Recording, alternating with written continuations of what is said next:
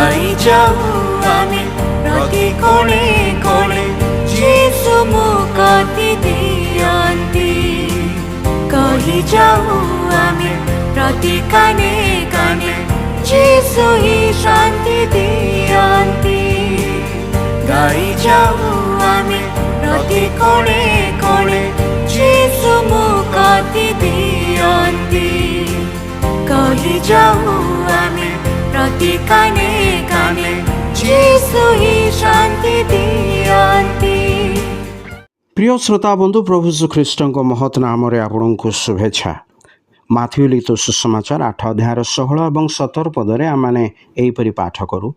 ସନ୍ଧ୍ୟା ହୁଅନ୍ତେ ଲୋକମାନେ ଅନେକ ଭୂତଗ୍ରସ୍ତ ଲୋକଙ୍କୁ ତାହାଙ୍କ ନିକଟକୁ ଆଣିଲେ। ସେଥିରେ ସେ କଥା ମାତ୍ରକେ ଭୂତଗୁଡ଼ାକୁ ଛଡ଼ାଇଲେ ଓ ସମସ୍ତ ପୀଡ଼ିତ ଲୋକଙ୍କୁ ସୁସ୍ଥ କଲେ। ଯେପରି ଯିଶାୟ ଭାବବାଦୀଙ୍କ ଦ୍ୱାରା ଉକ୍ତ ଏହି ବାକ୍ୟ ସଫଳ ହୁଏ। ସେ ନିଜେ ଆମ୍ଭମାନଙ୍କର ଦୁର୍ବଳତା ସବୁ ଗ୍ରହଣ କଲେ ଓ ବ୍ୟାଧି ସବୁ ବହନ କଲେ। ଏଠି ଯେଉଁ ଲୋକମାନଙ୍କୁ ଆମେ ଦେଖୁ, ସେମାନେ ଜାଣିଲେ ଯେ ସେମାନେ ରୋଗଗ୍ରସ୍ତ ଏବଂ ସେମାନେ ଏହା ମଧ୍ୟ ଜାଣିଲେ ଯେ ସେମାନେ ନିଜକୁ ନିଜେ ସୁସ୍ଥ କରିପାରିବେ ନାହିଁ।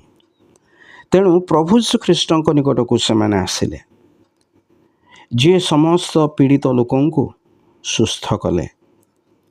ଏହିପରି କୌଣସି ରୋଗ ନଥିଲା ଯାହା ସେ ସୁସ୍ଥ କରିପାରିନାହାନ୍ତି। ପ୍ରିୟ ବନ୍ଧୁ, ଆପଣ ହୁଏତ ଶାରୀରିକ ଭାବେ ରୋଗଗ୍ରସ୍ତ ହୋଇନଥିବେ, ବରଂ ଏହା ଜାଣନ୍ତି କି ଯେ ଆପଣ ଆତ୍ମିକ ରୂପେ ଈଶ୍ୱରଙ୍କ ଦୃଷ୍ଟିରେ ଜଣେ ରୋଗୀ। ପାପ ରୋଗ ପ୍ରତ୍ୟେକଙ୍କୁ ଆକ୍ରାନ୍ତ କରିଅଛି। ପୁଣି ଏହା ସବୁଠାରୁ ବଡ଼ ଦୁରାରୋଗ୍ୟ ସଂକ୍ରାମକ ରୋଗ ଅଟେ। ଏହାକୁ କେବଳ ପ୍ରଭୁ ଯୀଶୁଖ୍ରୀଷ୍ଟ ହିଁ ସୁସ୍ଥ କରନ୍ତି। ପ୍ରକୃତ ସୁସ୍ଥତା କେବଳ ସିଏ ଆମମାନଙ୍କୁ ଦେଇପାରନ୍ତି, ଯିଏ ଆମର ଶରୀର, ପ୍ରାଣ ଓ ଆତ୍ମା ଗଢ଼ିଲେ।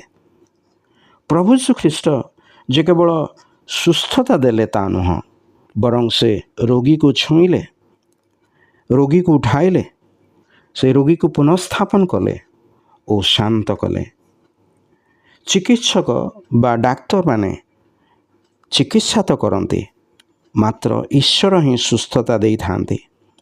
ତା ହୁଏତ ତତ୍କ୍ଷଣାତ୍ କିମ୍ବା ଧୀରେ ଧୀରେ, କିମ୍ବା ସେହି ସୁସ୍ଥତା ଏତେ ଗଭୀର ହୋଇଥିବ ଯାହାକୁ କୌଣସି ଯନ୍ତ୍ର ସ୍କାନ୍ କରିପାରିନଥାଏ। ସୁସ୍ଥତା କେବଳ ସମସ୍ୟା ଦୂରୀକରଣ ନୁହେଁ, ବରଂ ସମସ୍ୟା ମଧ୍ୟରେ ପ୍ରଭୁ ଯୀଶୁଖ୍ରୀଷ୍ଟଙ୍କର ଉପସ୍ଥିତି ଲାଭ କରିବା। ଯେଉଁ ପ୍ରଭୁ ଆମକୁ ଗଢ଼ିଲେ, ସେ ଆମକୁ ସଜାଡ଼ି ପାରିବେ। ସେହି ପ୍ରଭୁ ଯୀଶୁଖ୍ରୀଷ୍ଟଙ୍କ ନିକଟକୁ ଆଜି ଆପଣ ବିଶ୍ୱାସରେ ଆସିବେ କି? ଧନ୍ୟବାଦ।